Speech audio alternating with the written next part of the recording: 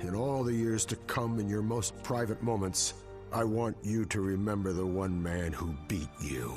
Maybe you can hum the theme song, won't hold it against you if you get parts wrong. While the memory's not too strong, there's a piece of you from a time long gone. So while these fuzzy warm feelings remain, question we ask is still the same. Is it a treasure or just plain lame? Is this still good? Hello, and welcome back to Is This Still Good, a podcast about revisiting childhood treasures and seeing how much we can sell those suckers for. Boy, do we have a treasure today. Hi, I'm Sage. I'm Gavin. I want you to remember, Gavin, in all the years to come, in your most private moments, I want you to remember my hand at your throat. I want you to remember the one man night. who beat you. It's a dark night. Those are the sort of masterful segues I'm sure everyone has come to expect on this podcast. I'm uncomfortable. We're doing something slightly different today. This is kind of a disclaimer and a note to the audience. When this podcast started in the 80s, we wanted to cover a lot more variety of media. So we did a lot more television episodes. We've ended up focusing more on movies because it's a lot easier, both in terms of the amount of homework it is for us and to just focus in on a media item and talk about it. But one of the things we always try to figure out how to do is comics. Comics have been very influential to me, and I think we figured it out. I don't know. We'll know by the end of the episode. You'll know if we'll ever do this again. That's a bold claim, sir. Yeah. But I've always imagined the target audience for this, for anybody listening to an episode, as someone who has watched the movie, but not recently. And that's kind of how we treat you when we talk about it. We're not expecting anyone who clicked on The Dark Knight Returns, probably thinking it was The Dark Knight Rises, to have, in fact, read this comic. We know that it's going to be a little bit confusing. Gavin, do you disagree? I have a little more faith in. I feel like, I hope that this becomes something that is a little bit broader in a sense where you don't have to have read or seen whatever we're talking about. But people have read this book. This is a book. It's out there. People certainly know the iconography of this book. Yeah, maybe we just provide a little bit more context about Batman, about comics in the 80s, about history. So we have brought in someone who can assist greatly with that. Please welcome for the first time to the podcast, my oldest friend from San Francisco, Scott Calvert. Hey, thanks for having me. Thanks for being here. Sage, it's way past time you learned what it means to be a man. That's what I have to say. Well, I believe in order to be a man, you have to have your hand on your enemy's throat. How many times do you think I can call back? Start your counter now. Outside of Conan, this is probably the most Manosphere style property we've looked at. I would argue this is probably the start of men in comics, real men, when men were men, Batman. This is where all of the Manosphere can be traced back to, right here. Oh. So, Scott, you were the obvious pick to talk about any comics, and you gave a list of things, and we kind of settled on Dark Knight Returns. Why Dark Knight Returns? Yeah, my sort of story with comics, it started, I'm a child of the 80s. I really started in the late 80s with the TMNT Adventures books, the Archie comics. That was sort of height of Turtle Mania, and that was, those were really the things that pulled me into comics. I moved a lot as a kid, but the comic book shop was kind of always like a refuge. Wherever you go, there are nerds everywhere at the comic book shop. So it was a great way for me to immediately kind of connect with the community. And I always kind of found my friends that way, moving and growing up a lot as a kid, just traveling around.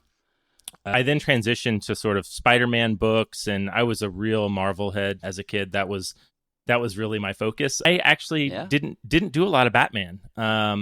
Do a lot of Batman. Yeah. Batman was not my guy. I was squarely a Spider-Man kid, but I think, as I got older and got into the end of high school and early college, I kind of fell away from comics, which I think was pretty common among some folks. I was busy with school, doing all the other things. And I thought that comics were a kid's thing. And How dare you? I know, right? Yeah. I'm noticing such an opposite for my experience, but please go on. I'm so Oh, excited yeah. to talk to you about it. Yeah, so I thought that comics were a kid's thing. And then when I was in college, I was sitting in a class with a guy who would later become my best friend from college. And I was looking over his shoulder, and instead of taking notes in class, he was drawing Daredevil, as was the obvious thing to do. And I was like, hey, cool Daredevil, whatever bros did. And he was like, oh, Daredevil, we have to be best friends now. And so we started hanging out. I went to his dorm room, and he just had a slew of books, and he had actually the 1996 DC Direct release statue.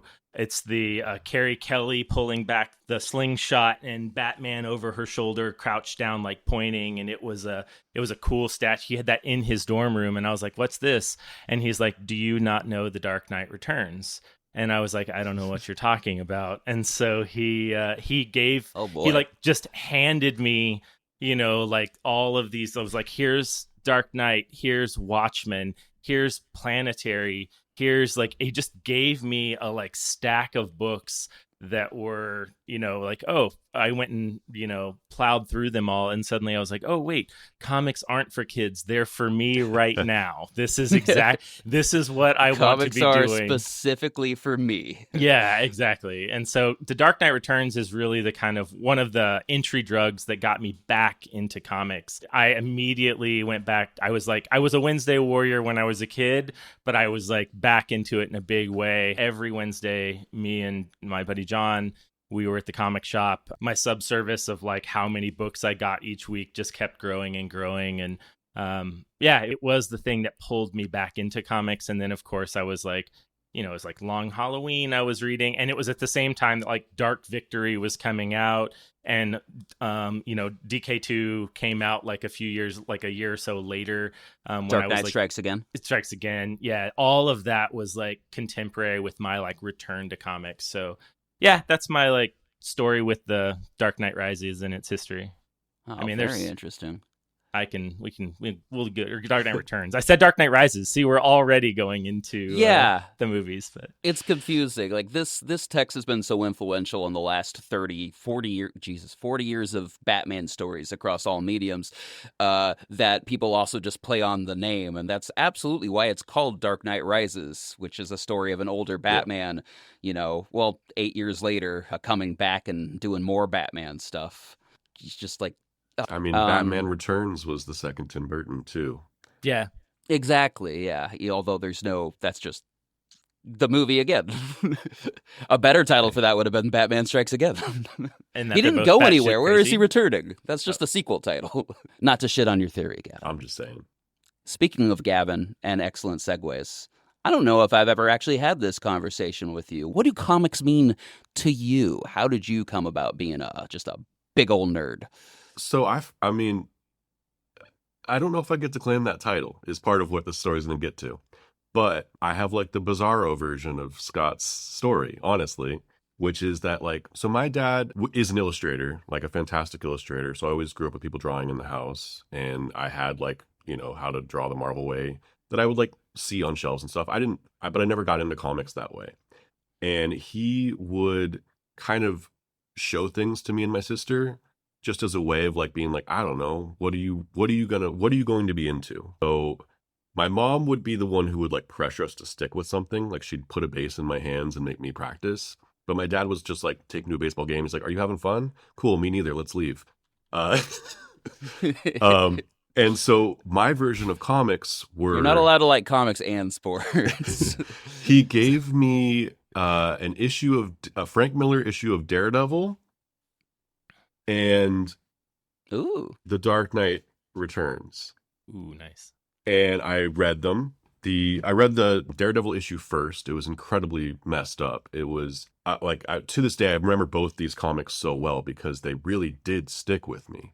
The Daredevil one was he's visiting Bullseye, who's in a full body cast, and proceeds to tell him a story about a kid that had been inspired by their violence and had shot up a school. And he's holding a gun to Bullseye's head and pretending and playing Russian roulette with him while he can't move and pulling the trigger for him. Incredibly messed up stuff. Wonderful. Beautiful. And then I read The Dark Knight Returns, and I was like, this is amazing. But I guess I didn't communicate that back to my dad, so I didn't get another comic or read another comic for like 10 years. So that was all I had comic book wise. And then my dealings with pop culture was when the Marvel movies started coming out. And all of a sudden, being a comic book nerd had cachet. And I had friends who were really into comics in a way that I never was. And I would go to parties and they would be measuring their dicks about how much they knew about Green Lantern and like the dumbest shit to impress girls. It was really weird. And I don't know why I was at these parties. They were awful. Green Lantern still feels dirty, by the way.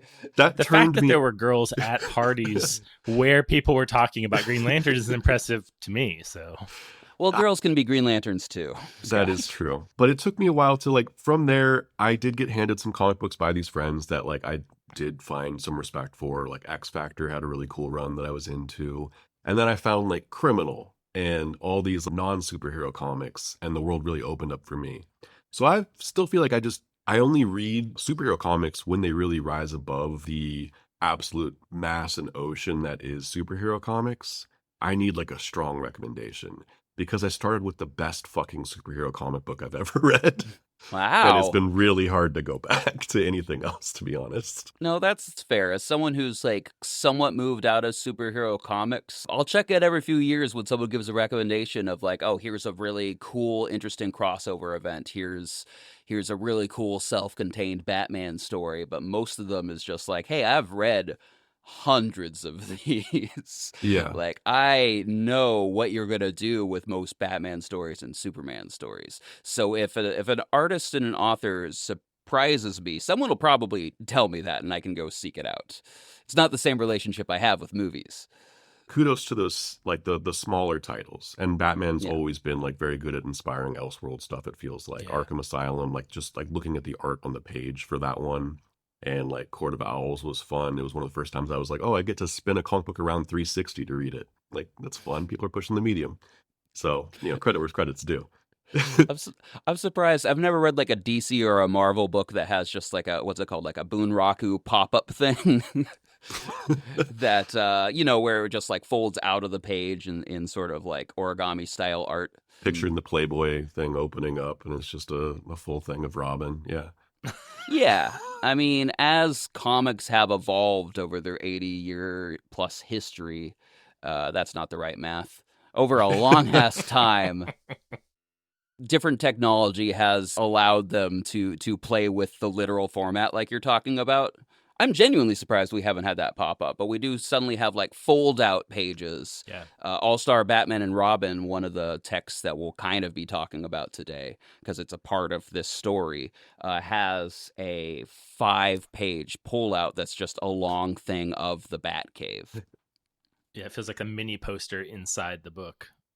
Yeah, or certainly, splash pages are a thing that became more popular around this time in the 90s, and some of that is just the ability to use a computer to ink things. It's not just the style of storytelling. I think there's some technological aspects that we'll get into later. But I want to talk about me right now. Yeah, Sage, when did you first read I want to this hear. book? Yeah, please, sorry. Set it up. Ask me the question. Sage, tell us your story about how you got into comic books. Hell yeah. So I started as a wee lad, not knowing anything about superheroes beyond movies. Yes, there's a Superman movie. Yes, there's a Batman movie. I'm barely aware that there are these comics. However, for whatever reason, we had so many Archie comics. I don't know how many kids grow up on this type of comic. It's Archie, it's Huey, Dewey, and Louis, all sorts of Duck, Louie. Mickey Mouse, all of those. Huey, Dewey, Louis, and the News is what I was thinking of. Calvin and Hobbes, I know everyone my age grew up with that, and Funny Papers as their entry into comics. But there was no superheroes. And Darkwing at Ducks. I'm saying like I wasn't exposed to, actually, yeah, a lot of those would have a version of the childish character that was a superhero. Whether it's, I think Calvin and Hobbes even had like a superhero alter ego for some of those things, although I could be confusing it with Mostly, something he's else. Or like even, sci-fi guy, Snoopy's got the Red Baron, and Sure. well, that's not a superhero, that is escaping into something else. But somehow I've always been fascinated with just lore. So even before I read any superhero thing, I am very aware of the history of Spider-Man and the history of the Hulk just from like reading it, especially as the internet creeps into my reality. Then suddenly you have all this access to lore. And then the Spider-Man movies come out, the Hulk movie comes out, the X-Men movies come out, and I'm like, well, this is interesting. I think I get it though. I'm still not inspired to read the comics. And then I find out about Elseworld stories. Not specifically the Elseworld imprint of DC, but just the idea that like, oh yeah, people have also just been fudging with the story and telling their own self-contained alternate universe tales. And specifically for me, that was Superman Red Sun, the story where Superman lands in Russia and becomes a Russian superhero, and Batman is like a resistance fighter, and just like all these different versions of these characters. And Marvel Zombies, where everyone's a zombie. I bought those, and then I just went ham for like the next 5 years. Spent thousands of dollars on graphic novels and comics as a teenager. I went to an alternative high school where I was able to teach classes, and I taught a class on graphic novels with my friend Josh. It was billed as like a speech credit because it was mostly a seminar style, like, hey, what's interesting about these heroes, and of course, who could beat up who? Oh, God. The most important question. No, but like taking actual debate flashbacks. tactics and ranking those conversations by debate rules, like, was one of the most interesting things that I've done. And we had everyone create and draw their own comics as well. Yeah, Scott? I did that speech my senior year in college as a who would win in a fight, Batman versus Superman, in my speech and debate class. So, That's the classic one. Yeah. Yeah. And I was at parties drinking and wishing I wasn't in a circle of people as they did that same debate way too late into the evening, wishing I was anywhere else. Yeah. And then if you fast forward to where Gavin is talking about, with that period of time where the nerds went from being bullied to bullying people. God damn it. And now we live in our own little Elseworlds. But connecting it, of course, like after I went through those slew of really of mostly 90s comics, Death of Superman, Nightfall, like all these big idea comics, I went into basically the reboot era of 80s comics, where everything had gotten so complicated that everyone's just like, all right, let's just take a pause. We'll make the most complicated comic of all time called Crisis of Infinite Earths, and we'll just start over. I've never read anything more complicated in my entire life, and that includes Infinite Jest. Is that a recommendation or not? No. You could go read the wiki of it, but it is just like, it involves 50 years worth of characters that you're just supposed to have memorized, and like 8 alternate realities and new characters, and it's like the more complicated version of Marvel's like Beyonder, which I'm realizing is very much they're kind of companions to each other. I think that's why I kind of jumped into when I came back to comics, it was right when like Marvel was launching the Ultimate Universe, which was such a great like segue into, because I was a Spider-Man kid growing up, and I knew Spider-Man lore, but like all of the other stuff I'd kind of fallen off. I kind of fell off exactly when the like Clone Saga was like it's like, okay, this is getting crazy in the Spider-Man world. But when I came back, that reboot, those like soft reboots that they do, or like where they create where like they've been doing those for years, but the Ultimate Universe was like, no, we are doing a hard, like, you can jump into this story as a new thing. And I really liked that. It was sort of made it feel like it was a story for me at that time. And I think they're doing some of that right now. I don't know if you guys have been reading like the Absolute stuff that DC is doing. So Absolute Batman is like the obvious thing to talk about in relationship to The Dark Knight. It's a Scott Snyder book that he's doing incredible. right now. That is like, instead of it being the goddamn Batman, it's Batman as fuck. Does Batman, anyone say that in there? Batman AF? It says Batman AF, but it's like they're using it as a they're using it as a like stand-in for another thing. It's like absolute. It's like moving forward or something about moving. I forget the actual initialism that they're using it, but it's like. But I think in an interview I saw or at a Comic-Con I saw with Scott Snyder, he was like, no, it means it means Batman as fuck. Like he's like very clearly like, we really wanted to do that, but they just wouldn't let us. And so we're still letting Snyders play around with Batman. I see. Can't keep them separated. No. I have looked it up before. They are not related, correct? Who knows? You don't know for sure. The audience can choose their own headcanon on that. Well, I mean, this is one way that I feel comics trick you. One of my favorite authors is Grant Morrison. Sure. He's touched so many of my favorite comics. He's done a prolific run on Batman as well. But he is not the only Morrison who is writing comics. I forget the other one. I think Robbie Morrison. And I only bring this up because I have absolutely grabbed a book by Grant Morrison and opened it up and went like, hey, wait a minute. In fact, they both do runs on one of my favorite comics, The Authority.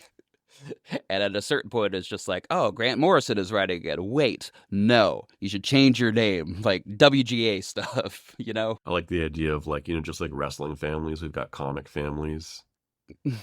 Well, you really do. Yeah, the Kuberts. Yeah, a lot of juniors, Jim Romita Jr. Okay, I feel like we got to pull back a little bit because when I said I was going to make this accessible to everyone, now we're just naming titles of things and naming authors that are not even in the medium that we expect people to know. I mean, I'm as lost as most of the audience. We're okay so far.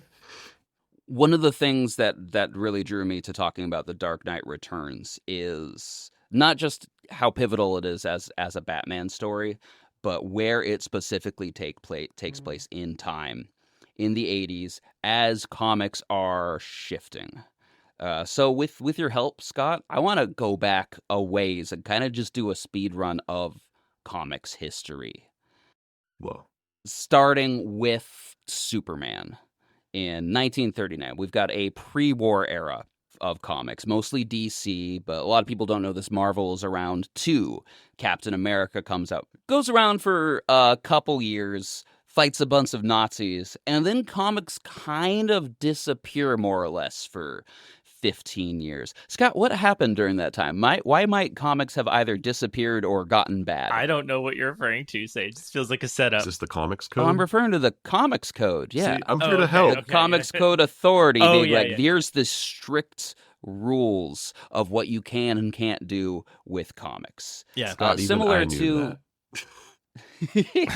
I didn't. Gavin, you're back in. You can contribute. Yeah. Please sub in. I didn't do my research into comics history like I should have for this podcast. No, that's completely I'm fine. operating on all apocryphal history and things that I think I know from when I was 13 reading about these things. Well, I'm also just giving the broad strokes. Yeah. But the timeline of comics has like these pivotal change points. Absolutely. Comics Code being the first basically the first big change. Everything goes away. There are Superman and Batman comics during the 50s, but like no one really thinks about them. They get really weird. At one point, Superman develops the ability to turn into a mermaid.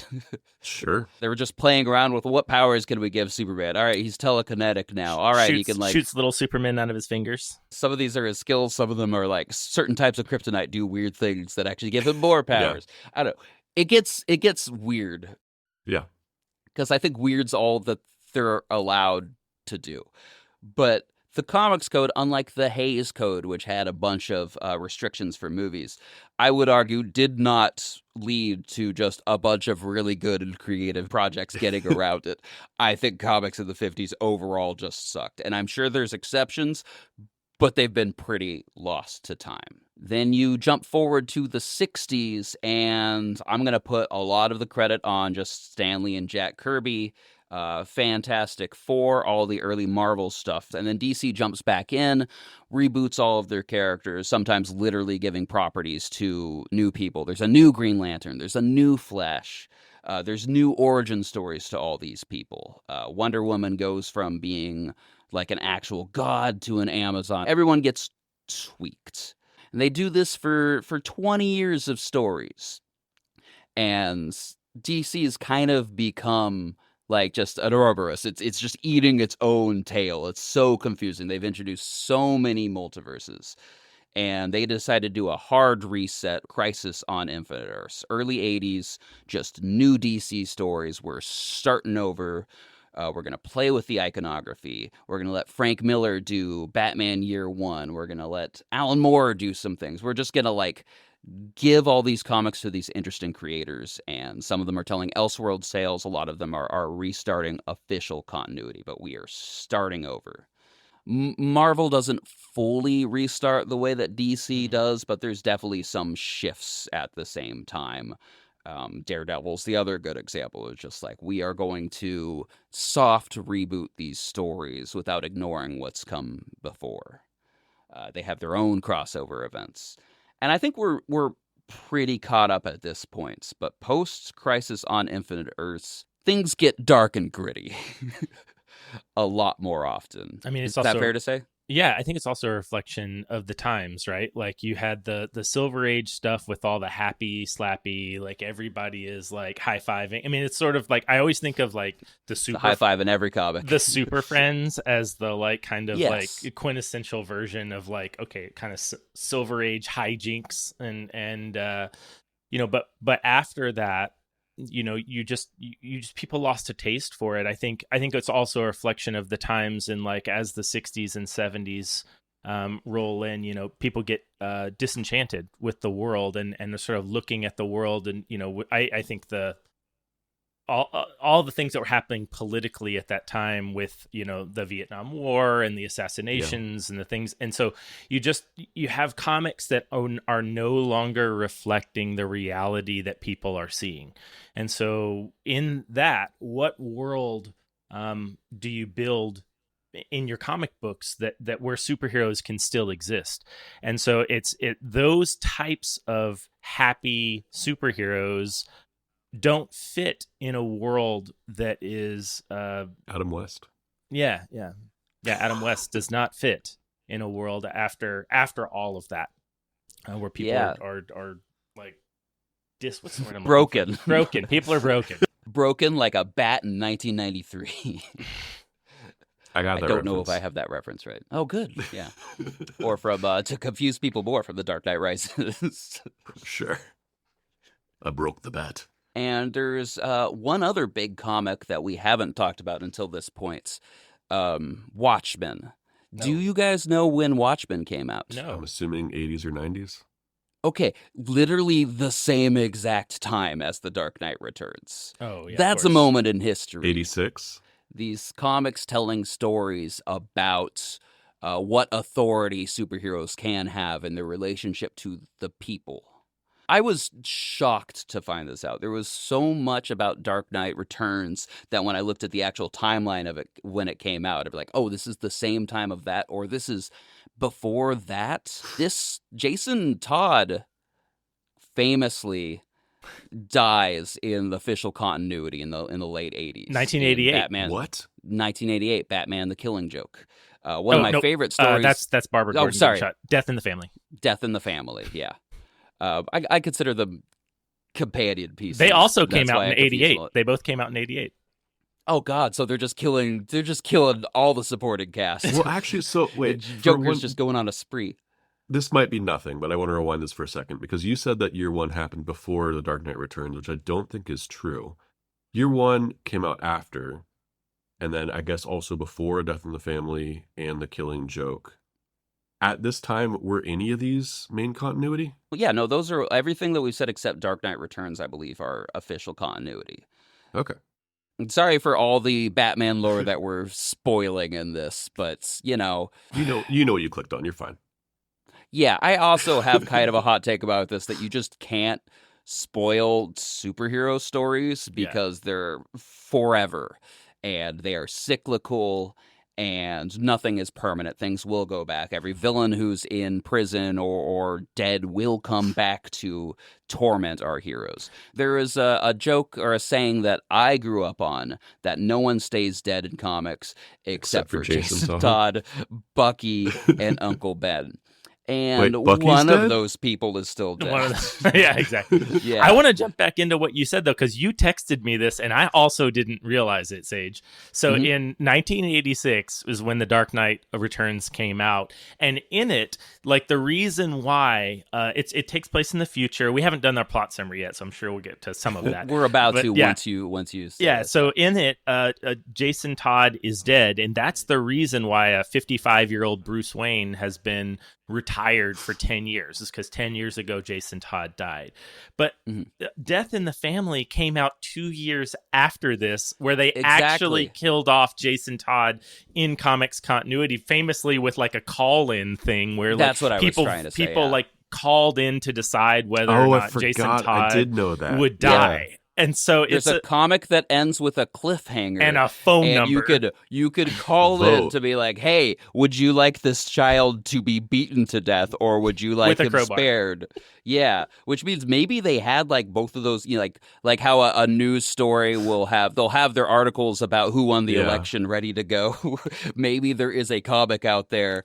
Unfinished where Jason Todd lives. That would be fascinating to see. Well, it just blows my mind that they that this thing happened in the real world, like that people voted on it after The Dark Knight Returns. Kind of sick. It's in a bad way, not in a cool way. Like, that's gross a little bit. It is. That is disgusting. That doesn't give me faith in humanity. No, that is not the case. There's so much that happens in this that feels like it is inspired by other stories, and it's a stretch of the imagination to think that actually it inspired so many of these other stories. Oh, I created a whole list for us of things that Batman did, that The Dark Knight Returns did first, that basically every other Batman story has done ever since, but we can get to that in a minute. Yeah, no, I think we're long past due to explain what happens in The Dark Knight Returns. Who's up for this task? Sure. We're in Gotham. There's been a Batman, but he's been quiet for a while. And then so far so good. He starts coming back because there's these crazy kids out in the streets wearing Cyclops-looking visors and haircuts, and they're just beating people up and using their own sweet, cool lingo. And Batman's like, I'm old as hell, and I'm not going to take it no more. And he starts beating up street kids. And the populace is very divided, and a lot of the story is actually going to be, I believe, Lana Lang and whoever is pro or anti-Batman arguing on the TV. So that's a lot of it. It's going to be arguments on the television while Batman beats up children. And as this keeps going on, he beats up the...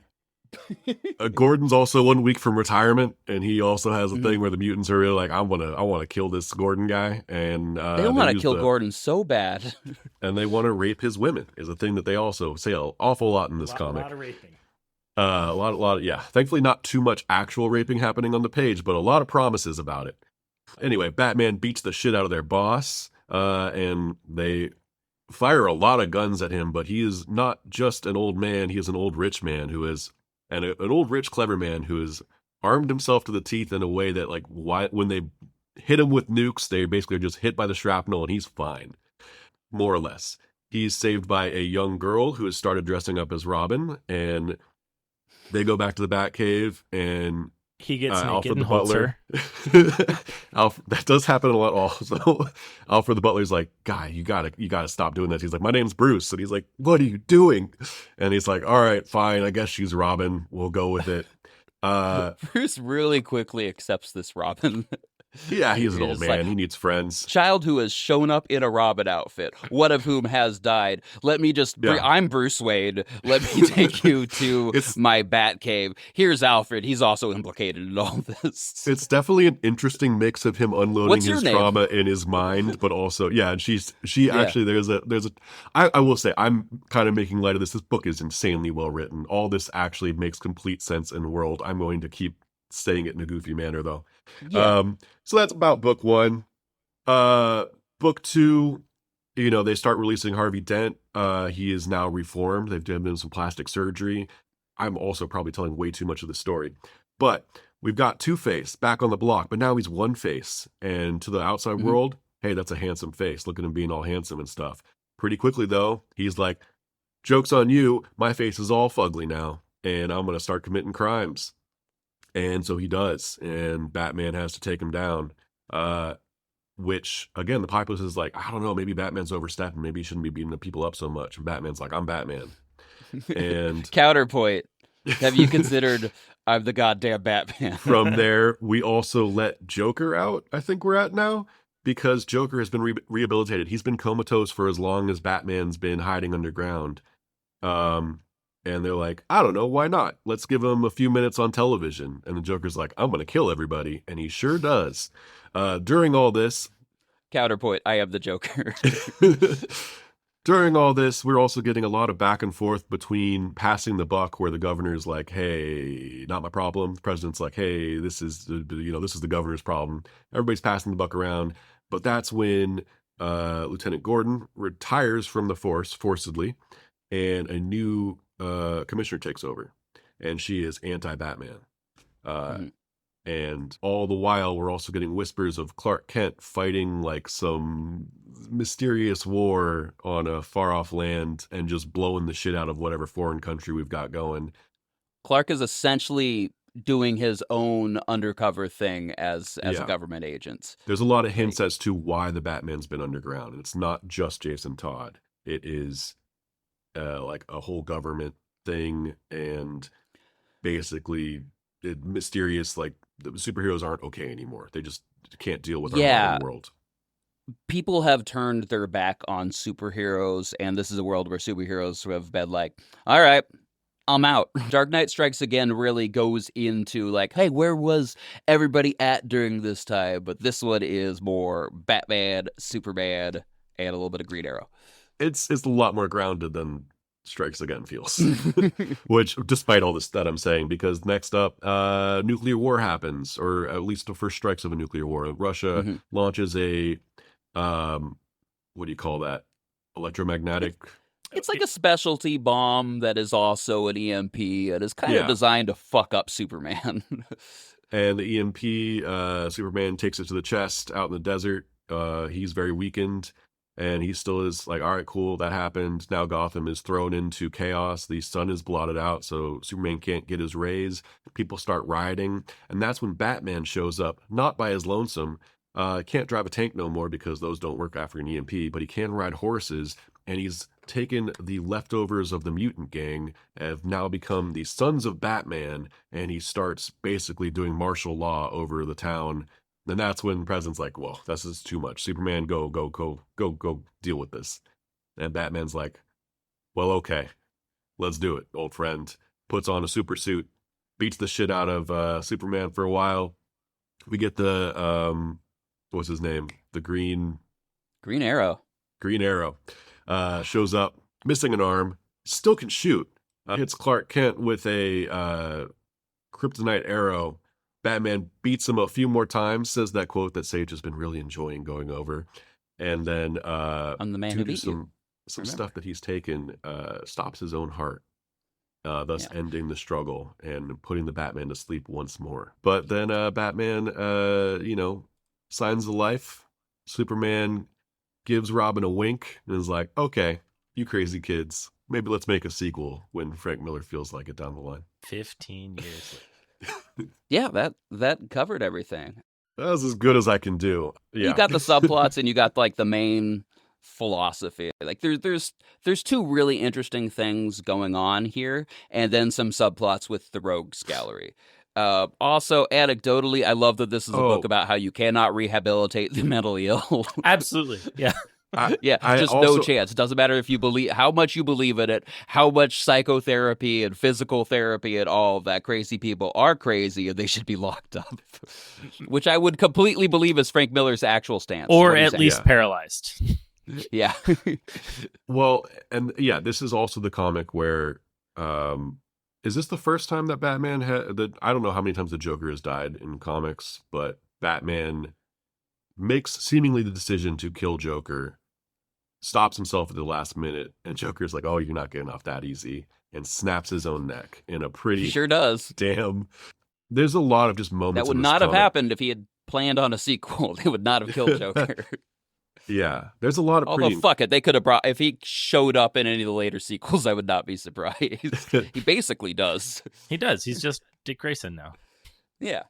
And that topless Nazi woman with swastikas over her breasts Bruno. keeps showing Yeah. up in Bruno. other books. Oh yeah, that is Bruno, the yeah. Bruno is the character that keeps on giving. Also on her butt cheeks, which they cut that in the movie, by the way. I just love that the movie, like the I don't know if you've seen the animated movie that they did of this. They kept Bruno exactly the same, but they got rid of the assless chaps. So it was like the swastikas on the chest, on the bare chest, are fine, but the butt cheeks are a bridge too far.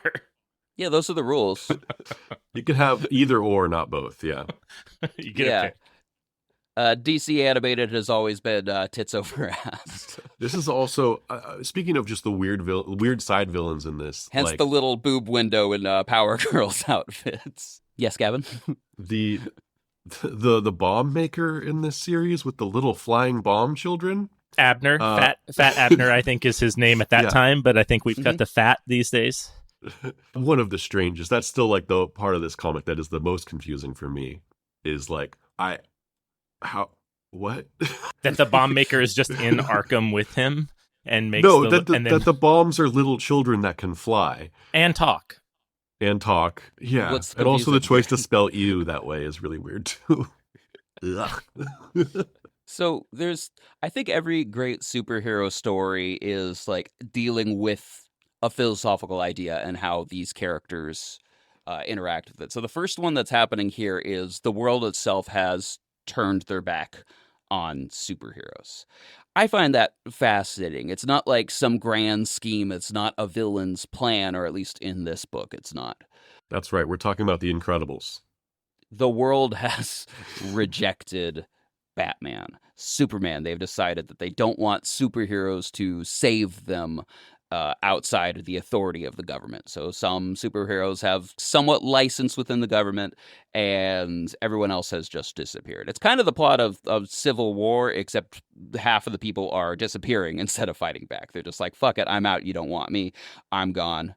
But even the reporters can't even report on Superman, even though he operates for the government, because the FCC has like some regulation on it, which is why they keep like, they keep with the reporter being like, whenever she's like, is careful. it faster than a speeding bullet? And they're like, careful, you know? Oh yeah. I there's even a line in this where the press secretary is like, I am not obligated to tell you that at all. Like they are so hostile. Can you imagine that happening in our reality? Yeah, no, this is a very fascist world that they're embodying in. But like, I just think it's so interesting that the lore of this world very much seems to be like, the people chose this. Maybe they were, manipulated by normal forces, but it's not a conspiracy of a villain. It's not a mind control plot. It's just like, no, people were shitty and decided they don't want a Batman. Yeah, it's like they talk about it as jealousy, and they talk about it as just like, I joke about The Incredibles, but I think that's one of the most amazing retellings of like that exact same plot, where you get to see where superheroes end, because how do you contend with that? Like, it just breaks our system in a way that like we can't, like, or even The Boys, when Huey's girlfriend gets murdered because a speedster just runs through her. Like, how do you hold someone accountable when they are a god? Would you ask the question, who watches The Watchmen? Yeah. I mean, I think this is a reflection of Frank Miller's general worldview at this time, which it seems to continue, though, which is that just people are in general are awful. This book is pretty down on and cynical about people in general. I mean, it's people can't recover from their mental illness. They're all awful. They all have some dark thing, like a dark passenger that they carry inside, that they have to that they are beholden to, and that people are weak, They're afraid to stand up for what's right. And it's really just these like few people out there that are guided by some unwavering moral compass that we have to just get out of their way and let them do God's work, because this is the only like and it's almost like Randian in its approach, which I think a lot of people have embraced, of this, the individual fighting against the collective, which is, and you only have your own individual moral compass. And that is Batman in this. Everyone else is too weak or too awful. And they all just need to, get out of his way and let him kick ass. I mean, it's not a very hopeful look at humanity. Even the Bat Boys and the people that come over to his side, they're all just weak and looking for a leader to follow. They're looking for a strong man, which is, its own kind of. That's how you get to that fascist reality. Exactly. Yeah. But maybe also how you get out of it. We just need a stronger, better man. Maybe we need the right kind of strong man. That's all we need. We're all just looking for the right strong man. Yeah. I do remember this. When I first read this, I took it as a lot more cynical of Batman as well when I first read it. And I think that probably when I first read it, I don't think we had the confirmation that Frank Miller keeps telling us down the line that I'm wrong and that is not necessarily the way to read it. I still think that the text itself works in both ways. Yeah, I also think Frank Miller may have changed his mind as his mind has slowly devolved into pro-fascist goo. Sure. I do find like the continuing debate, as we've talked about, is like there is so many, and even like Robin's parents that we get little snippets of being like just stoner like hippies. Yeah, hippies. Who are raising this like, pro fascist little girl who's gonna break out and fight crime with her own two damn hands. I do find the amount of viewpoints that he tries to cram in here and like pointing, guns everywhere in terms of like, you are all full of bullshit. Everybody's just so full of bullshit. Which is like one of the reasons that this has just an overwhelming amount of text and newscast, is just like tackling these philosophical ideas from it's a little overwhelming. I think it works, but it does make this 4-issue comic take longer to read than the sequels, which are like twice as long but faster to read. I wrote that to my brother this week. I was like, holy crap, why does it take an hour and a half to make it through one of these books? Because they're so dense. Yeah. And some of it again is 7 issues and it's faster. And All-Star Batman and Robin, I think I read it in about 12 minutes. Yeah. Some of it I think is unnecessary, and I think there's a lot of criticism. There's some criticism that like he really hammers home the point that like the news is unreliable and inculpable and cowardly and all like the news is also bullshit, and they are. And the callous way that they report on, it's like, oh, a person got shot in the face by a 12-year-old mugger, and then blah, blah, blah, blah, blah. But let's get to sports. I mean, that's just like, they're just the tone that he handles the media, both in this one. I mean, that's one of my central questions of this is, do we think that the media and the depictions of the media in The Dark Knight Returns and in Strikes Again and Master Race, which are all slightly different, they're all kind of variations of the way that they depict the media, if it works? I would argue that it works best here in this in this book, but I'm still not convinced that it makes it a better story. I think I think if you were to cut it in half, I think it would be a stronger story plot wise, but I don't know how much of those themes would come through still. So I don't know. I think it's also interesting that like, yes, there is news and it is always very callous in this. And like in Dark Knight Strikes Back or Strikes Again or whatever, we get the naked news. Is their version of it too? Dark Knight Strikes Again is more of a Paul Verhoeven version of the future. Sure. Yeah. It's not just fascist, it's capitalist, it's colorful, it's Running Man, it's nonsense, and it's a little hard to digest. But with Dark Knight Returns, what we're also getting more than news is just the Crossfire approach to opinion pieces, where the entertainment is just people fighting and culture war. And I was reminded of if you've seen, what was that? Was it called Crossfire? Am I thinking of the right show? Yeah, with Jon Stewart. No, not John. Well, John Stewart. The one that Jon Stewart came on and Yes. Yeah, we know it and because demolished of Tucker Carlson and yeah, exactly. And that's like amazing to watch, because that is a much better argument than I could put forth of like why that is a lot of what is wrong with our current climate.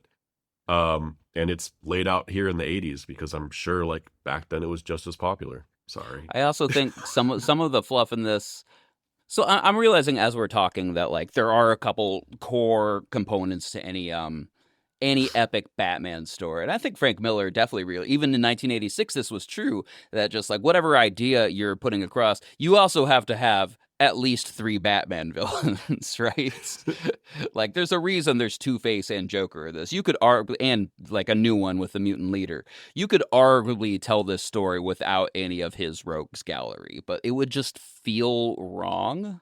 Yeah. I think you get to tell.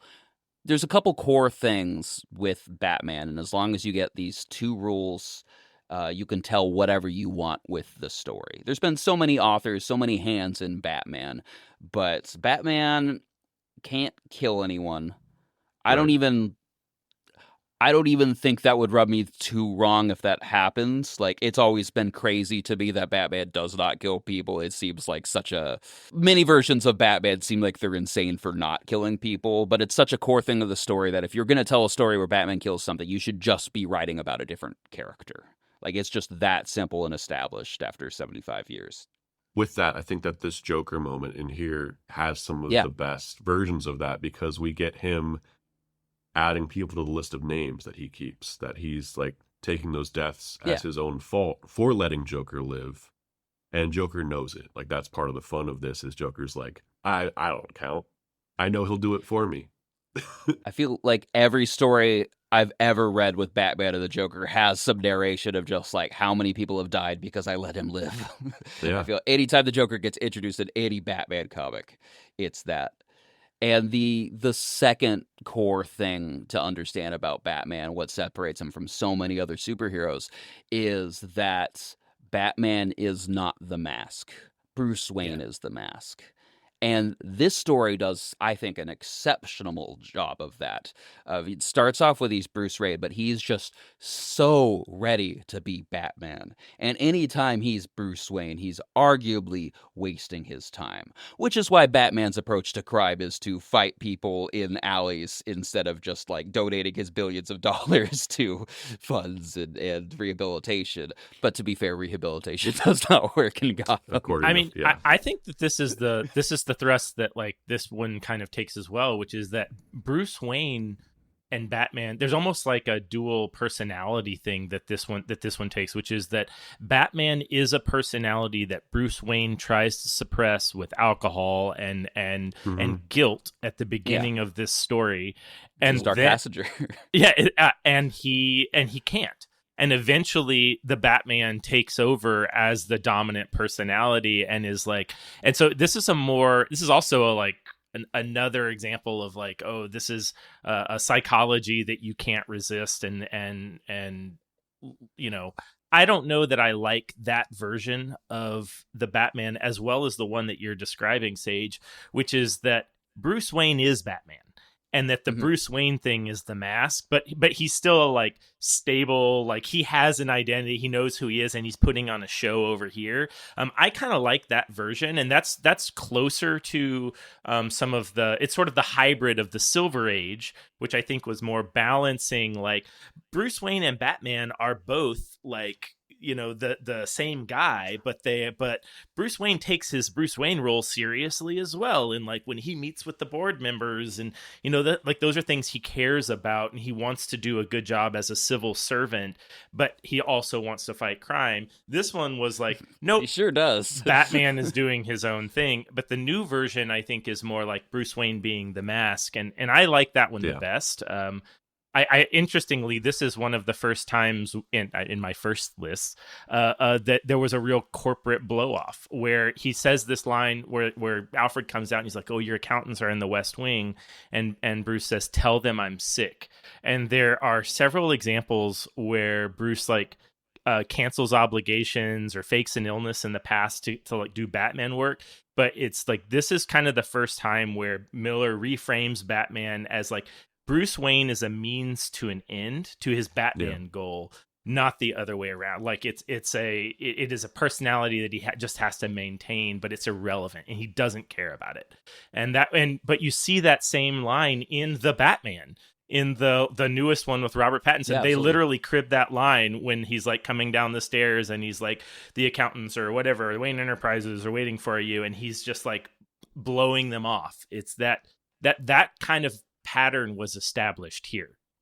Well, it's that same, he's drowning, and he's drowning that personality in whiskey, like you said, where now, like in I remember the Nolan movies, he's pretending to be a drunk like the whole time, and then he's like drinking ginger ale or whatever instead of whiskey. One of my favorite pieces of like the Batman coming out in this is he's got a mustache for like the first half of the first book. Yeah. And then Alfred's like, your mustache disappeared. And he looks in the mirror and it's like he didn't even remember shaving it. Like the Batman shaved his mustache off in the night.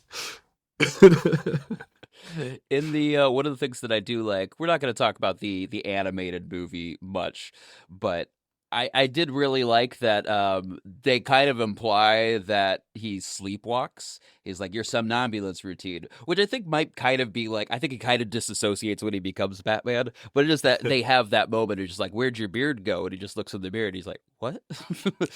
What happened?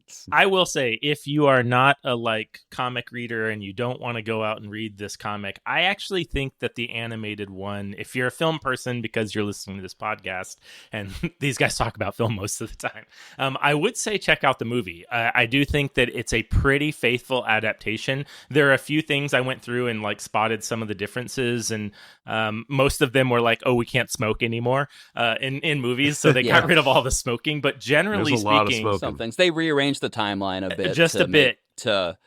Which it's a 2-part movie, so I just watched it. I watched the each part kind of deluxe contained, version and watched it was cool. straight through. And Carrie Kelly has a little bit more to do in the movie, but I think it's worth a watch. I mean, I think it's, if you want to see this story or in a different way, I thought it was pretty good. I will say, counterpoint, as good as that is, you should read this comic simply because compared to so many other like comics, I think that the art in this specific run is incredible.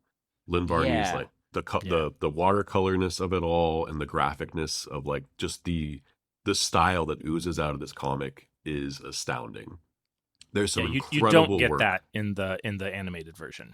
The way they treat Superman in this comics, especially like towards the end where he's like always in silhouette with just the cape in red, or like maybe you see the S of the chest, the like grimness of the post nuke on like his face, the like disgusting way that they do Two-Face where he looks in the mirror and like it's not something you can even recognize how he's disfigured.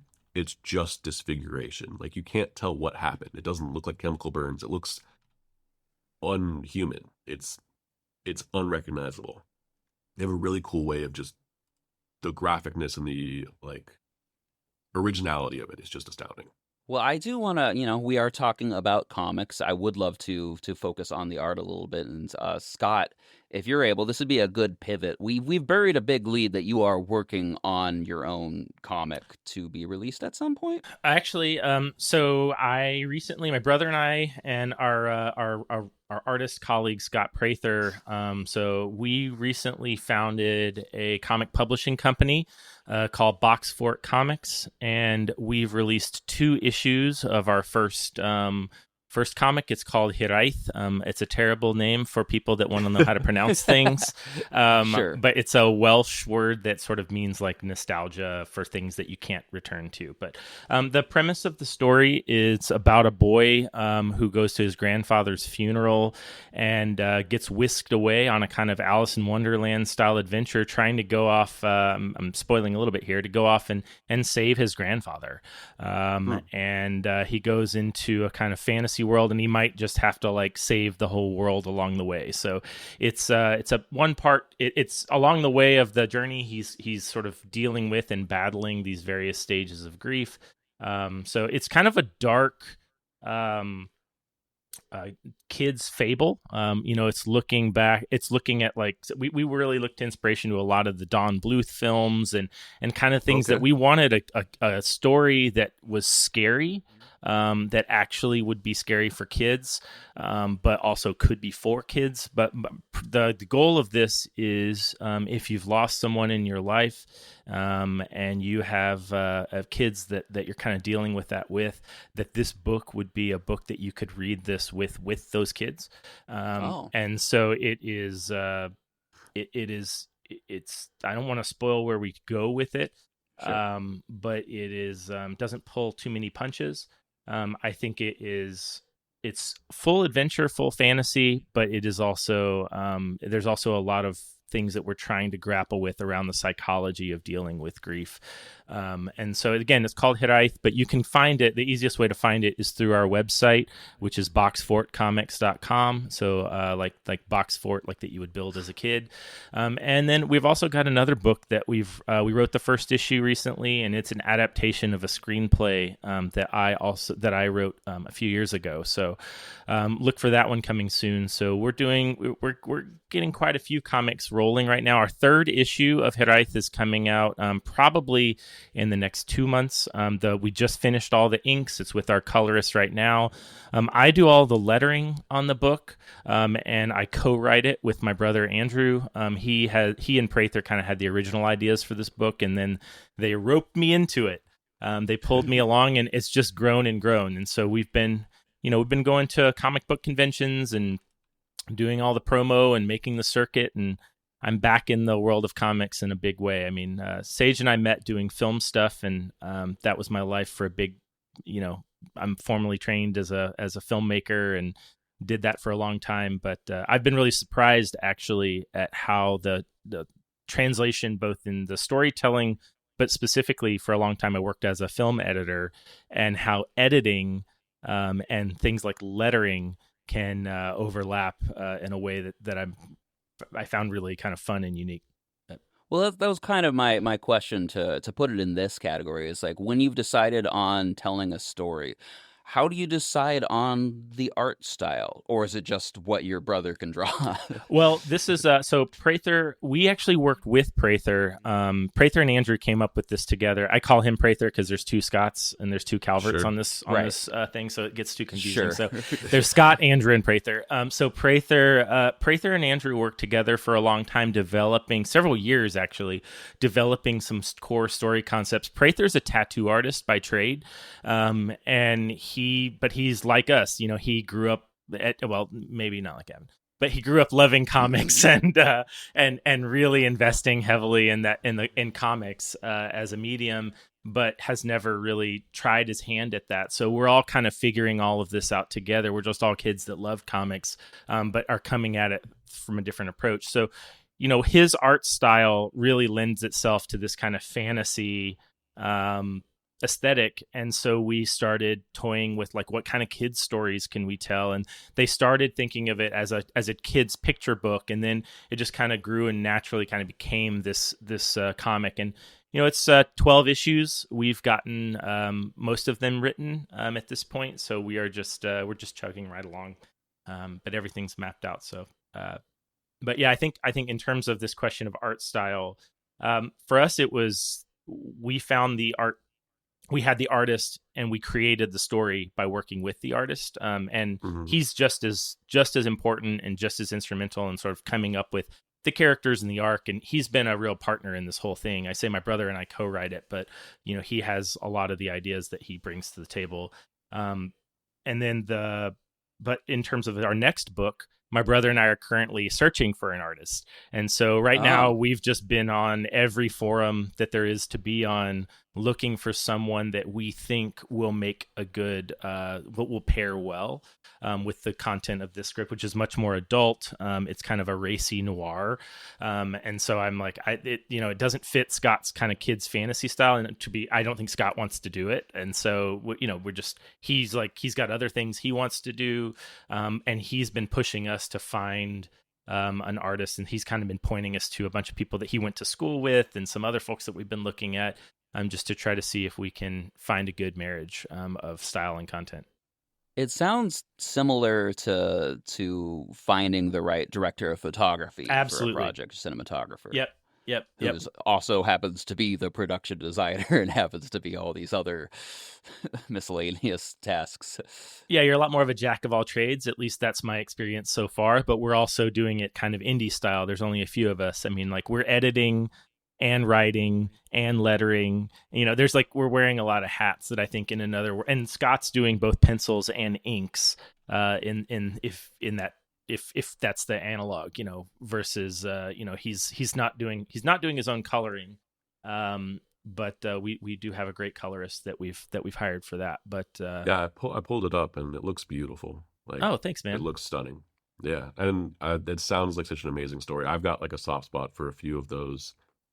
You know, I think I pooped on Pan's Labyrinth a lot on this podcast before I rewatched it and realized how it's really good. It's a very strong movie. And there's also like Magical Shopping Arcade Abanabashi is a very fun anime that's like about two kids on a fantastical journey dealing with loss and things beyond their control. Yeah. And there's just such a wonderful way, especially like with like these, you know, landscapes and stuff that you get to do, kind of distract and kind of prepare you for like those more intimate moments. It's a really fascinating way to get to those things, similar to like I don't know, it's interesting seeing catharsis in really strange places, like Everywhere All at Once and Marcel the Shell with Shoes On. I've not cried like that in movies that deal with things more directly. There's just something more honest about what you can do in the fantasy realm. So I think it's beautiful. Have you ever cried in a Batman film, Gavin? Not yet. I'll give it time though. There's still time. Yeah. Yeah. I didn't watch, what was that Batman Christmas movie that came out that looked real cute? Maybe I cried reading Watchmen the first time. Oh wow. Wow. I know. I mean, there's a lot of sympathy to the Penguin in Batman Returns. I'll give them. Trying to think if I've cried reading a comic. I must have. They can be very emotionally resonant. Yeah. Especially a lot of the indie stuff. Yeah. But there's that's still a certain kinda- amount of disconnect if I'm not watching a human or watching or listening to a human perform. I'm not making any There's- deeper point there. It's just a realization. There's some pretty amazing stuff where people do like real diary focused, Mhm. which like I know I read a comic recently. Someone posted about how that is kind of their main world, and they're going around Comic-Con and realizing like every other booth is someone doing like a non-story about a part of their life Yeah, and just how invisible he feels. And I was like, oh, that's kind of beautiful and lovely. We're all just shouting to avoid trying to feel heard. I do feel like that's the majority of independent comics. I mean, I think that You know, there's- like all the screenwriters writing about the struggling screenwriter. I mean, the reality of the thing that I've learned about that I've really appreciated about making a transition into comics, you know, working in indie film for a long time and seeing how the sausage gets made and trying to get a movie made is just there's such a barrier to entry, not the least of which is the financing, right? Like Yeah. just finding a way to get the funding that you need to make those versus, you know, in the comics world, if you've got the story, if you've got your writing and you know, you can hire an artist and it's not going to break the bank. I mean, you have to find a partner and someone that you're willing to work with, and if you can get a discount, that's a great deal.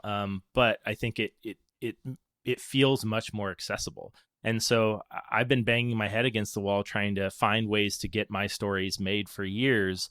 And then I was like, well, screw it. Let's just make some. Let's just make some stories. And so when we started doing this, it just immediately became like, oh, we can do this and people will buy it and that will cover a lot of our costs. And now we can, now let's do another one. Let's just keep making more books. So yeah, I think we've got several stories in the queue and just as fast as we can write them and get them made. And I keep imagining like, well, maybe someone, you know, maybe you can come at this backwards. You know, I love film and film will always have a special place for me, but you know, who's to say that I think the most important thing here is getting the stories out there and getting people to read them. Or getting people to hear them, see them, whatever. Do you think Frank Miller can do your next comic? Absolutely. Just draw it. Yeah, he's just gonna. We've already got him lined up for the. I mean, it's there's a lot of sex in it, so he'll be really good. Oh, good. He likes sex. He likes sex. Yeah. To pivot back, Yeah. We'll let you recap all this at the end when we're doing our plugs. What do you like Frank Miller as an artist, Scott? I do and I don't. Like, there's plenty of his work I really like. I think that he's got a distinct style that I think some of his Daredevil work is awesome. I think the Dark Knight Returns is incredible. I really don't like where he got with Strikes Again. And I think a lot of because he's also losing his goddamn mind. Yeah, I mean, that's a different thing. A lot of his work on Sin City I like, and I think it's so stylistic.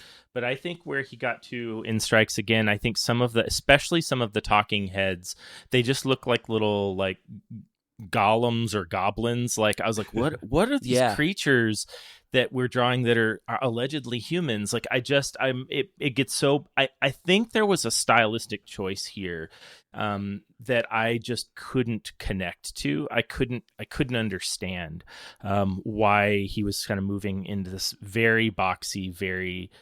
But I think he, if Zack Snyder does the thing with his cinematography where he makes superheroes look iconographic and look like gods in that sort of Randian thing that he's doing. I think Frank Miller is doing that. I think he knows how to make these characters look like gods and goddesses. I mean, they are the women are beyond what women should look like. The men are beyond what men should look like. And I think there's a place for that in comics. And I like that style. But it can go too far.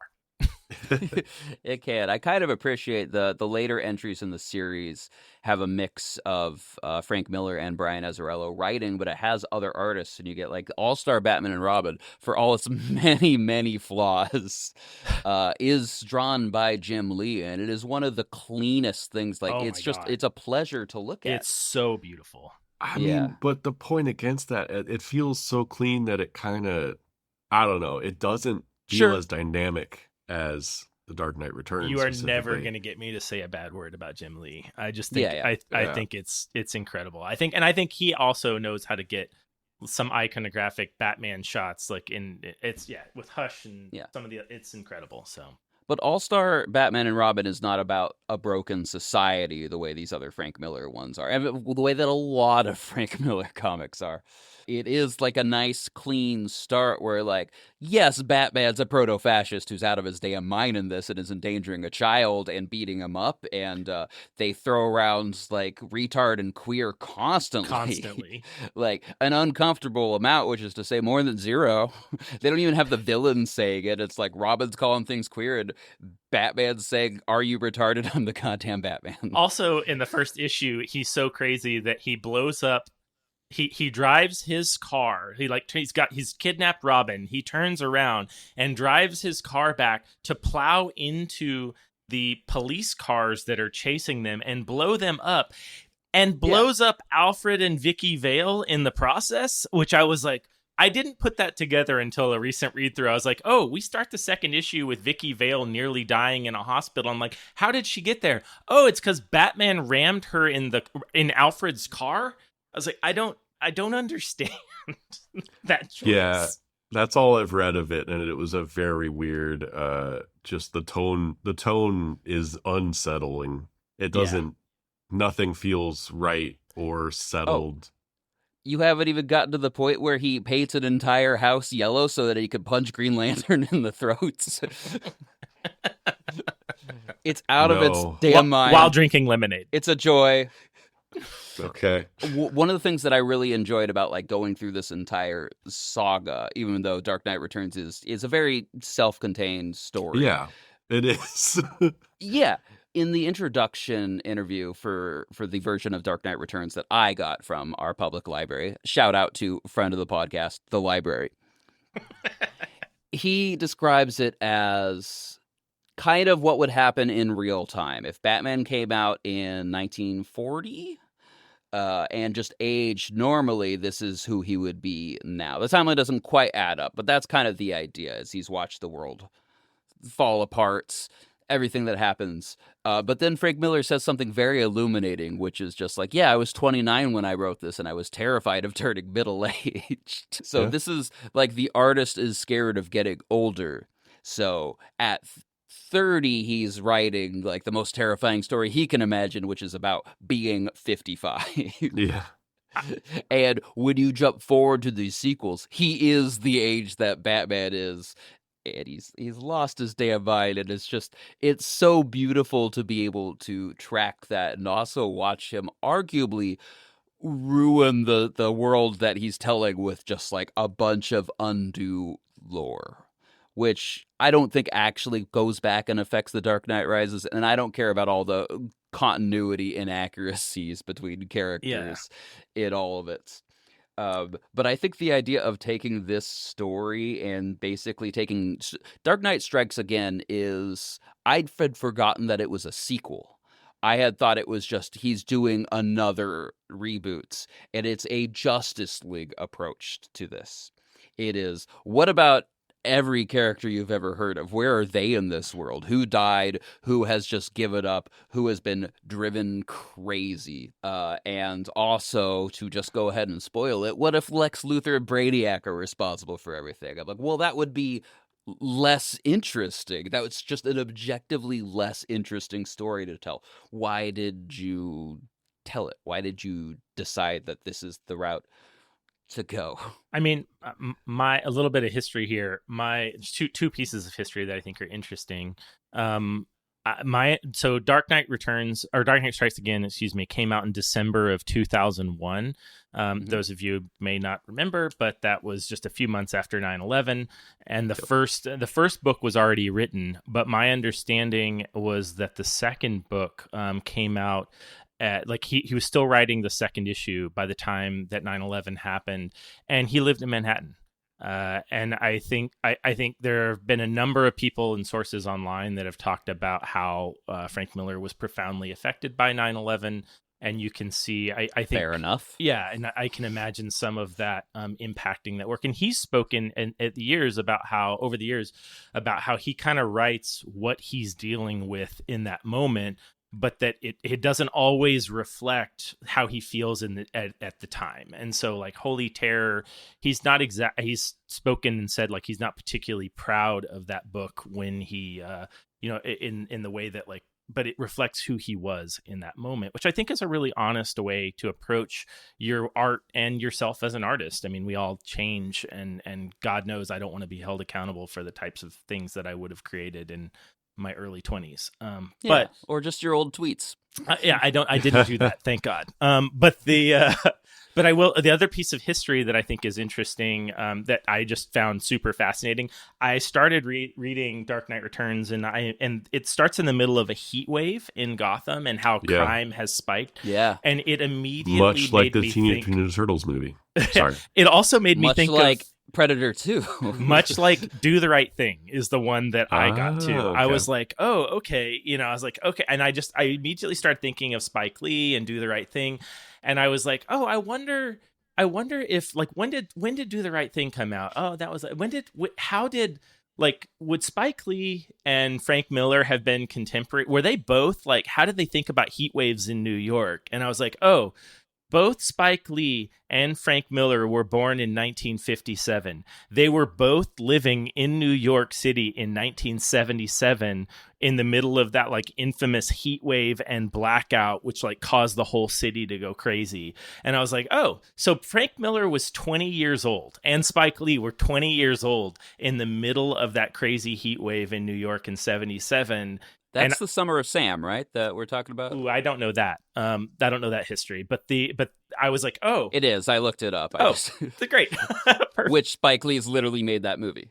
Yeah, and so I was just like, oh, this is again that piece of, like, art reflecting life for, I think, him, and just, oh, where are you going to position this heat wave, this crime spree? Well, let's put it in a heat wave because I know what that looks like. But I don't know. I found that fascinating. That is. Anecdotes with Scott.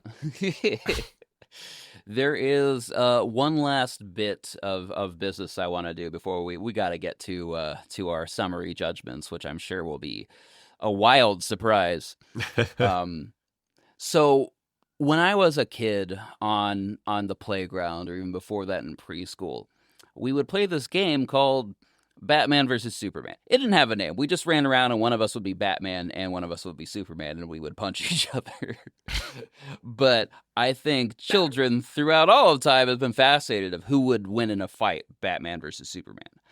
And we're not going to litigate that because there's a thing I noticed reading this, which is that Batman, in most of their matchups, Batman comes out on top.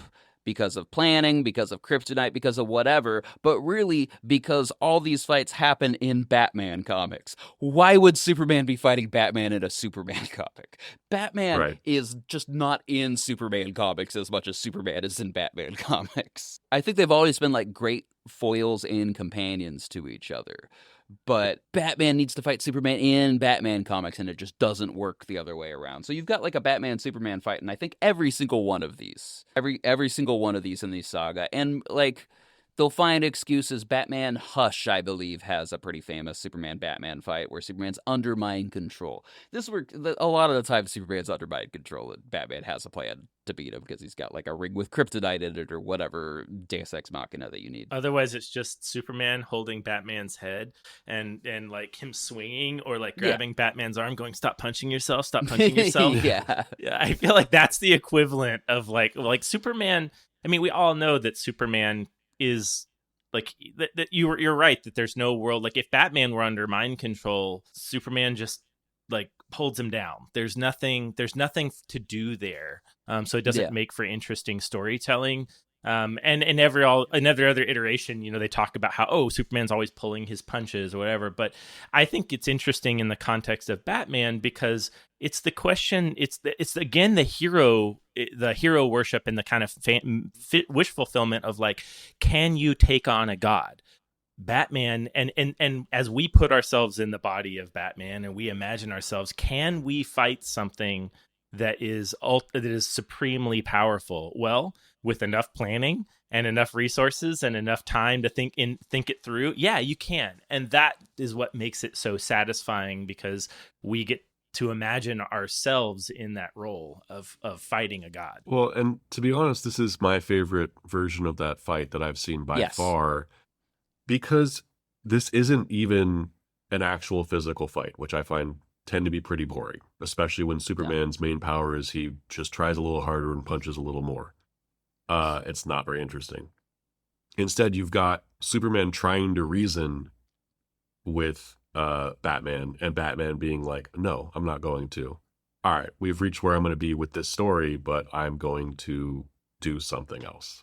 He's like, this is just kind of obviously a show, and the way that it ends with the wink is perfect. Like that's what we want from this, because I don't really care about even the brains versus brawn isn't nearly as interesting as the philosophical argument of how do we as gods live amongst humans. Yeah, they set up a reason for them fighting. They set up the parameters. They set it up in a way that I have not seen as rewarding in other comics.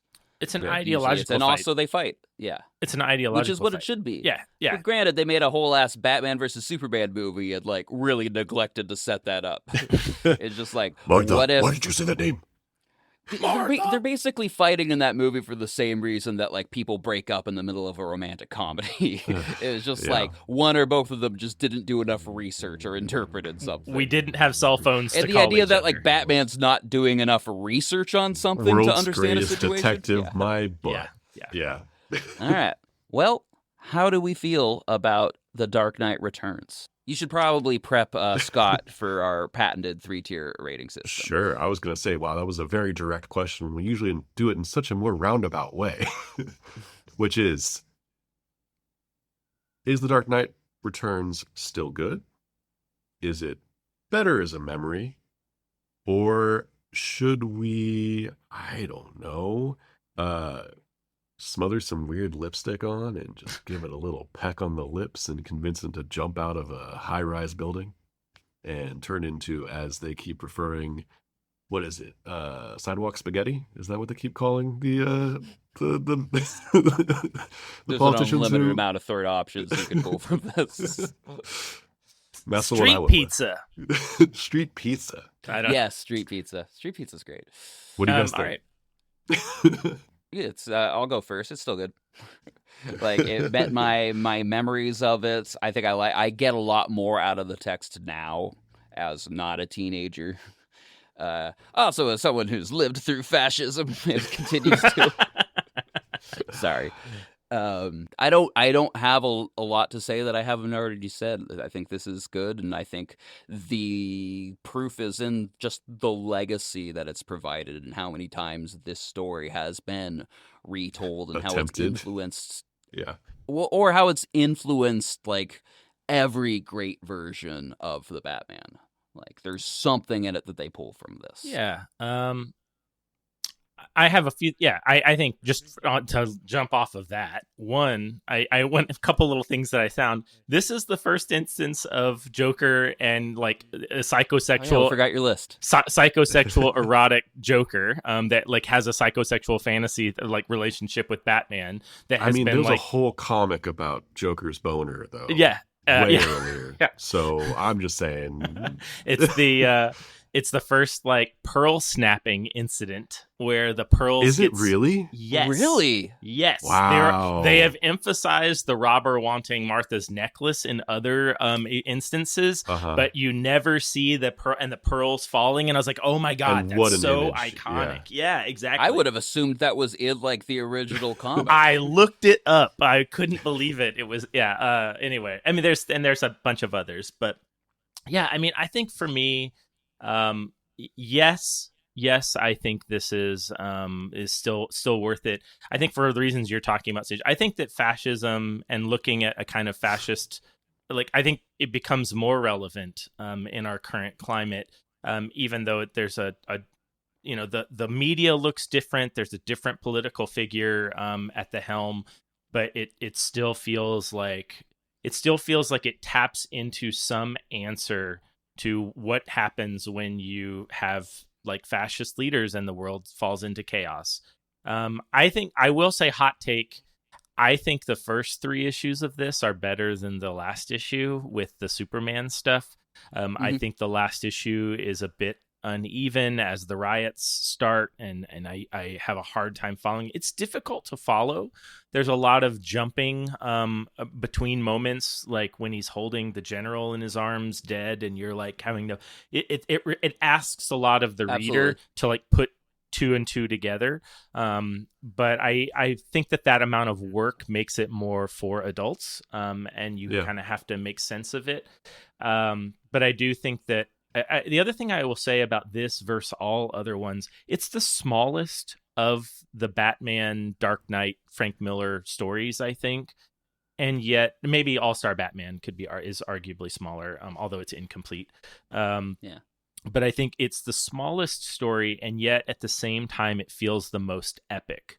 And I can't figure out why. And I don't think it's the Batman-Superman fight. I think it's because it's a war of ideas versus Master Race. I'm not sure what the War of Ideas is there, and I don't know what Strikes Again is about at all. And so I think that this one is Strikes Again is what if the story, but the entire Justice League. Yeah. I mean, but I think that this one really, really holds up, and just is I think it's still good. Long answer to a short question. I mean, I agree thoroughly. I do want to add one thing if I can jump in, which is that I fucking love Oliver Queen in this. We didn't talk about Green Arrow. It is just like he's drawn insane, and he's also just 80 times more communist than I've ever seen him. I'm just like, this is the version of Green Arrow that I love. I love that Carrie Kelly's like, he sounds like my dad or whatever. She's like her hippie parents. There's something about Green Arrow that reminds her of her hippie parents. I want to see more this style of Batman teaming up with this style of Green Arrow. I would which is kind of what that Green Lantern, Green Arrow run in the 70s was to a certain extent. You have a space cop and a billionaire hippie just gallivanting around. Gavin, is this still good? Yeah, no, I mean it's great. It's one of the best comics I've ever read by far. It's obviously going to be on like the Mount Rushmore of comics, I think, till the end of time. It's hard to imagine the heights that this comic reaches. I don't mean to blow it up that high or anything, because like I do agree that I think it starts out the gate at its strongest and does like lose a little bit of steam towards the end. Um, but like I I was kind of like not gasping, but like I was catching myself reading this and being like, God damn, this is really good. The illustrations are amazing and like really in a style that you don't get to see outside of. Frank Miller is a singular artist in a lot of ways compared to a lot of the comics I read. Probably due to like the economics of comics these days, or it's hard to spend the amount of time and to do this type of comic. I think like there's a lot going on, and I don't know. It is. I think a lot of the inspirations that I've seen have been a little bit paler than this. Just feels so focused, and it is so brief, and like the amount of time is perfect. Yeah. It's nice when you can just focus in and tell a story. Yeah. Well, I have some bad news this time, which is that I could not secure the rights to Batman. Damn it. So we cannot put Batman Damn on you, our streaming Zaslav. service. But I would. There's more in this story. All-Star is a loose prequel. Strikes Again, he started collaborating with Brian Azzarello, and made a couple, but there's Master Race, and I haven't read The Golden Child. I think that these are all kind of worth reading, even if they're various qualities. I don't feel like anything ruins my appreciation for Dark Knight Returns, and I think All-Star Batman and Robin is one of the most just out-of-pocket things I've ever read. I love it. Love it. I think it is. That would be a difficult one to rank because, like, I think it's bad, and I love it. I just think it It's needs the only one of these I bought it. I think it needs It's the only one I bought. I think it needs a good edit job. If I'm going to be Sure. honest, I think some editors need to rein it in. There's like a lot of repeated or they language. could finish it. Or they could just finish it. It's also an unfinished series. Yeah. I think it's gone up to like I think the reason why they're not finishing it is like there's like 40, like Frank Miller, it was supposed to be a 12-issue arc, and then he like turned in like 30 issues or something, and Jim Lee was like, I'm out. It was like that would make sense. That's what I've you could heard replace on the internets, at least, is that the scope just kept creeping, and Jim Lee didn't sign up for that long of a thing. But I don't know. We'll see if it ever gets done. But I do want to hear, for anyone who's interested in reading more Batman comics, like, what is a strong recommendation you have for Batman or Batman adjacent property? Is something I'll accept something that's thematic. I mean, easily Long Halloween, Hush. The Jeff Loeb ones are good. Yeah. I mean, and if you like Long Halloween, read Dark Victory. Those are all solid. I mean, there's just and if you don't know, like, those are the ones that also most impact the movies, I think. Long Halloween's got a lot of DNA coming into like the new Robert Pattinson Batman is Dark very Knight much... Returns, Long Halloween. Those are kind of the two. If there is that had the most outsized impact, I think, on Batman. I think those are probably two, and maybe the Bane break your back moment. Yeah. Well, I'll say one of my favorite versions of the Bat is I'm a big fan of Adam West's Batman, to be honest, but even more so than that. The Venture Brothers. Hank as the Bat is incredible.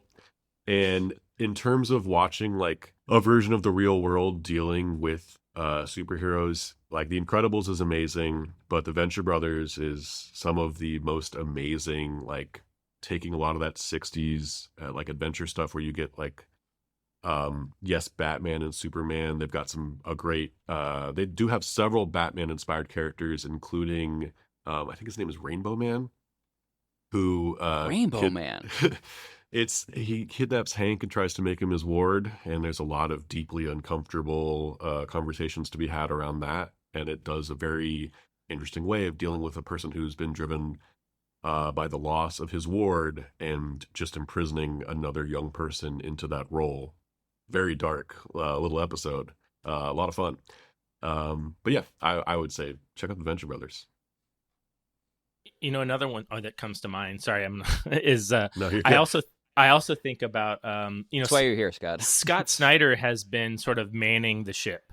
He's for the last, gosh, it feels like a decade at this point that Snyder has been writing Batman books, and I think he's had the greatest sort of outsized influence, I think, in a long time. I mean, he did Court of Owls, which I think is a really original idea that I think is probably going to make its way into some of these movies soon. I think he did Year Zero stuff. And then right now he's doing Absolute Batman, which if I think there's 10 issues out. It's a totally new story.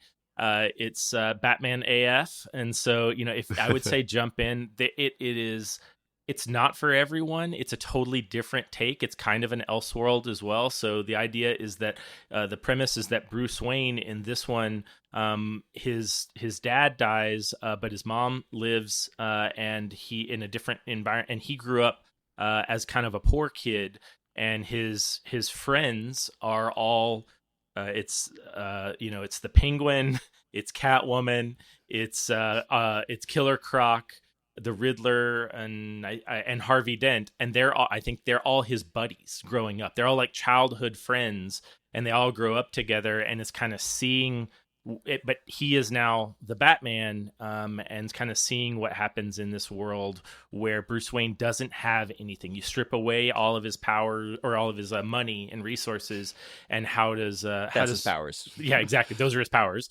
So how does Bruce Wayne be Batman in that world? Well, one, he gets incredibly jacked, and he carries around a big like war mallet. So there's that. Sure, but, it's cool and weird. It's really exciting. I don't know that I'm not sure that I'm like totally in love with it, but I think it's absolutely worth reading, and it's going to be like, it could be this generation's Batman. I don't know. That'd be interesting. I'll definitely check that out. I want to shout out one of my favorite miniseries of all time, Identity Crisis.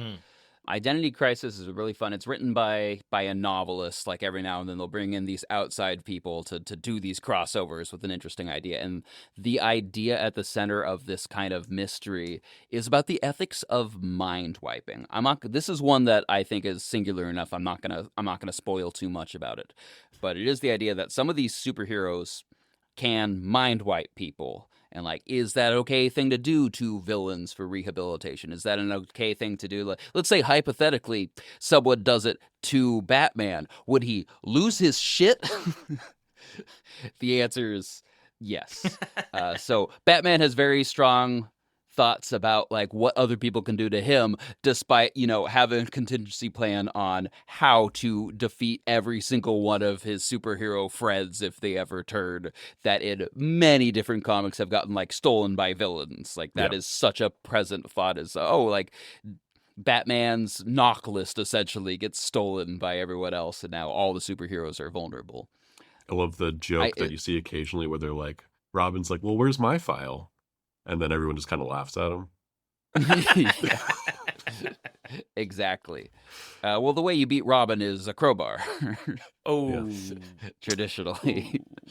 And go read all those too. Death in the Family and what's the Batgirl one that we've been talking about? Alan Moore. The Killing Joke. Killing Joke, yeah. Both very good, very classic. All right, well, I want to wrap things up here, but not before giving you an opportunity to remind us about your excellent-sounding comic book and where we might be able to find it and how we can support it. Yeah, thanks. So the comic book is called Hiraeth, The Adventures of Bevel and Logan. You can find it on my website at www.boxfortcomics.com. That's our company. Again, the story is about a young kid that is dealing with the death of his grandfather and gets whisked away in a magical realm with kind of a monster companion to go and fight all the monster things in a fantasy world. So check it out. You can buy, there's 2 books available for sale right now on the links through our website at Boxfort Comics. You can also wait a few weeks and get the 3rd issue, which will be up probably, I would say maybe September, October. As somebody who usually waits for the trades, don't do that because these are indie comics. Go buy the single issues. Yeah, actually, that's the thing that keeps us going. If you can buy the individual issues now, indie comics are more expensive because we have to pay for all the costs to make them. But that's the thing that keeps it going. So we can get that trade paperback, get it in your hands. We are planning on doing a trade after 4 issues, but that's just the first 4 issues. But we're going to do a trade 1, trade 2, trade 3, and then the nice collected volume at 12, assuming that enough people buy the issues along the way. Yeah, go see it in theaters. Don't wait for it to hit streaming. That's what we're saying.